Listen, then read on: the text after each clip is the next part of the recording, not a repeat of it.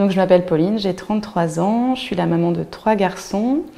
Il y a 5 ans, avec mon mari, on a acheté un ancien pressoir, donc il y avait un gros potentiel puisque une promesse de 300 m² habitables qu'on a fait le choix de rénover avec une partie pour notre habitation personnelle et puis 2 logements qu'on loue occasionnellement sous forme d'appartement et une salle de réunion.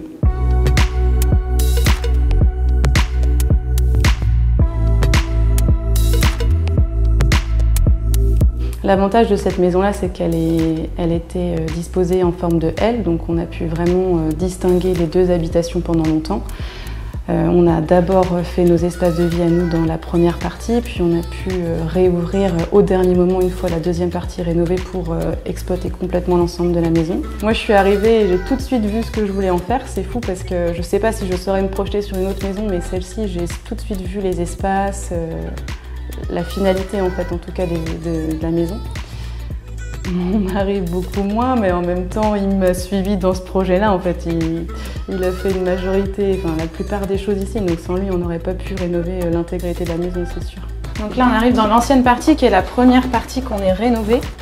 Donc historiquement, entre guillemets, on passait par là, c'était notre porte d'entrée.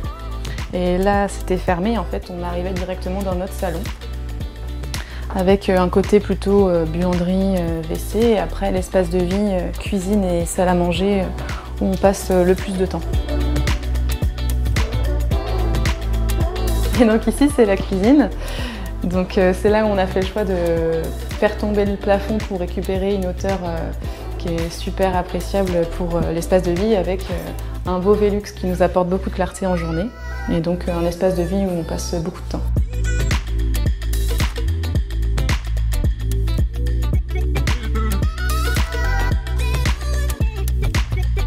Et bien là, en fait, du coup, on arrive dans le coin nuit des enfants qui a été créé dans cette deuxième partie. Donc il y a une première chambre de notre aîné, leur salle de jeu, le deuxième avec leur salle de bain. Donc ils sont complètement dans leur coin nuit et autonomes. Là, en fait, on est dans le coin qui demande finalement le plus de travail aujourd'hui, parce que c'était les raccords entre la maison avec des niveaux en fait différents. Et donc là, on arrive dans les chambres qui étaient déjà là, qu'on avait déjà rénovées, avec la chambre, une petite chambre qui est celle de notre dernier, et puis notre chambre à nous avec un coin dressing. La première partie qu'on a rénovée, c'était une zone de stockage pour le viticulteur historique de Pelloy-les-Vignes qui stockait son vin. Donc c'était la bâtisse la plus saine entre guillemets, parce que la toiture était bonne. Il y avait beaucoup de bouteilles de vin qu'on a dû déloger, mais en fait en tout cas on a dû s'attaquer uniquement à l'agencement intérieur. L'autre partie par contre était vraiment abîmée. Il y en a plus d'un qui aurait fait tomber, je pense, cette maison-là, parce que vraiment pendant un temps, pendant la réno, on voyait le ciel à travers la maison. Il y avait vraiment peu de choses qui tenaient encore.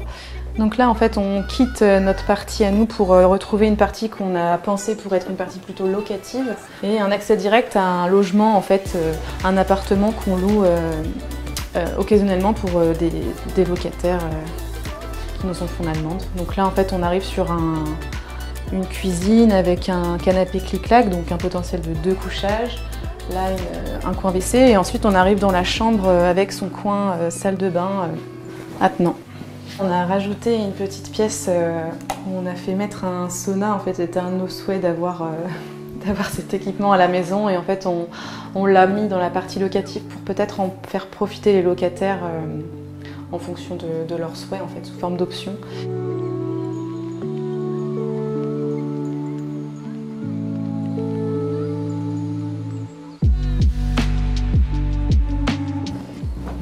Et donc là, le deuxième appartement, plus cosy, avec la charpente apparente, et donc un coin cuisine comme l'autre, un WC. Et du coup ici le coin nuit isolé comme l'autre appartement, avec sa salle de bain attenante avec la grande douche et puis un meuble de salle de bain. Et donc là on arrive dehors, en fait, donc on retrouve la première partie qu'on a rénovée et on a vécu pendant 5 ans. Et ici la deuxième partie qu'on a fini de rénover il y a une petite année, avec extension de notre habitation à nous, plus ajout d'une partie locative avec 2 appartements et un espace salle de réunion. Et là en fait après on avait cette partie préau semi-couvert qui Quand on a acheté, était vraiment fermé, il y avait des murs partout parce qu'il y avait du vin de stocké. On a tout ouvert, on a refait couler une chape pour exploiter cet espace-là avec une cuisine, un coin plutôt pour les enfants, enfin un espace de vie additionnel. C'est vrai que pour la déco, j'ai quand même une influence plutôt brocante. En tout cas, j'aime bien les meubles qui sont chinés et qui ont une histoire. Il y a peu de meubles neufs ici dans la maison. Pour ce qui est de la nouvelle partie, ce qui était super, c'est comme il y avait 2 appartes, j'ai pu faire 2 styles vraiment différents en fait, parce que ce qui est frustrant je trouve dans une réno, c'est que pour une pièce il faut s'astreindre à un style et on ne peut pas non plus faire tout, donc là on pouvait s'amuser à faire plusieurs styles. Et après au niveau des décos, j'aime bien les maisons qui vivent, qui ont des objets qui intriguent, des petits objets qu'on n'a pas vus au premier coup d'œil et qu'on voit après. Et puis pour les appartements et la partie locative, je voulais quelque chose de déco qui est sympa parce que je sais qu'il y a beaucoup de locataires qui nous disent qu'ils viennent parce qu'ils ont trouvé ça joli.